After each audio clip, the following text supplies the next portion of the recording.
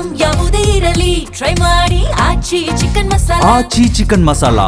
ಲಾಡ್ಲೆ ಮಶಾಕ್ ದರ್ಗಾ case ವಾಪಸ್ ವಿಚಾರಕ್ಕೆ ಸಂಬಂಧಪಟ್ಟಂತೆ ಈ ರೀತಿಯ ಕೇಸ್ ವಾಪಸ್ ಪಡೆದಾಗ ಬಿಜೆಪಿ ಆರೋಪ ಸಾಮಾನ್ಯ.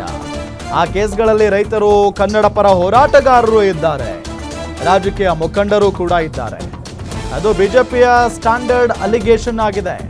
ಚಿತ್ರದುರ್ಗದಲ್ಲಿ ಸಚಿವ ಸತೀಶ್ ಜಾರಕಿಹೊಳಿ ಪ್ರತಿಕ್ರಿಯೆಯನ್ನ ಕೊಟ್ಟಿದ್ದಾರೆ.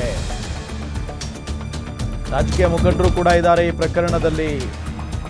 ಅದು ಬಿಜೆಪಿಯ ಸ್ಟ್ಯಾಂಡರ್ಡ್ ಅಲಿಗೇಷನ್ ಆಗಿಬಿಟ್ಟಿದೆ.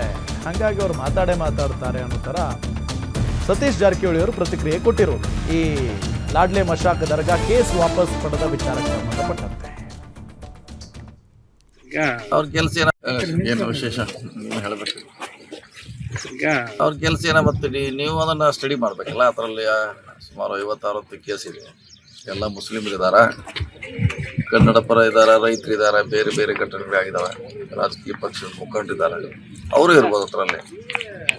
ಯಾವಾಗಲೂ ಈ ಥರ ಮಾಡಿದಾಗ ಅದನ್ನ ಹೇಳ್ಬಿಡ್ತಾರೆ ಅವರು. ಮುಸ್ಲಿಂ ಪಾಕಿಸ್ತಾನ ಅಂದರೆ ಜನ ನೇರವಾಗಿ ಅಟ್ರಾಕ್ಟ್ ಆಗ್ತಾರೆ. ಹೀಗಾಗಿ ಅದು ಸ್ಟ್ಯಾಂಡರ್ಡು ಅಲಿಗೇಷನ್. ಅವರು ಏನು ವಿಶೇಷ ಹೇಳಬೇಕು? ಅವ್ರ ಕೆಲಸ ಏನೋ ಮತ್ತೆ ನೀವು ಅದನ್ನು ಸ್ಟಡಿ ಮಾಡಬೇಕಲ್ಲ. ಅದರಲ್ಲಿ ಸುಮಾರು 50-60 ಕೇಸ್ ಇದೆ. ಎಲ್ಲ ಮುಸ್ಲಿಮರಿದ್ದಾರೆ, ಕನ್ನಡ ಪರ ಇದ್ದಾರೆ, ರೈತರಿದ್ದಾರೆ, ಬೇರೆ ಬೇರೆ ಘಟನೆಗಳಾಗಿದ್ದಾವೆ, ರಾಜಕೀಯ ಪಕ್ಷದ ಮುಖಂಡರಿದ್ದಾರೆ, ಅವರು ಇರ್ಬೋದು ಅದರಲ್ಲಿ. ಯಾವಾಗಲೂ ಈ ಥರ ಮಾಡಿದಾಗ ಅದನ್ನ ಹೇಳ್ಬಿಡ್ತಾರೆ ಅವರು. ಮುಸ್ಲಿಂ ಪಾಕಿಸ್ತಾನ ಅಂದರೆ ಜನ ನೇರವಾಗಿ ಅಟ್ರಾಕ್ಟ್ ಆಗ್ತಾರೆ. ಹೀಗಾಗಿ ಅದು ಸ್ಟ್ಯಾಂಡರ್ಡು